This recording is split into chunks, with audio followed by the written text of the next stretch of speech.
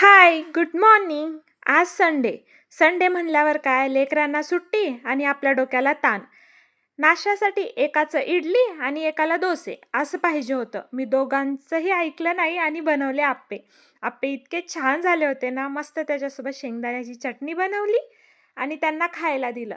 आता आप्पे खा आणि टेरेसवर खेळायला जा म्हणून त्यांना स्ट्रिक्टली सांगितलं होतं. आणि वरती जाऊन यांचं असं चालू होतं. मला खाली आवाज येत होता. म्हणलं काय करायलेत वरती जाऊन बघावं, तर इथं वरती त्यांची होळी खेळणं चालू होती. तुमचेही लेकरं असेच सतवतात का?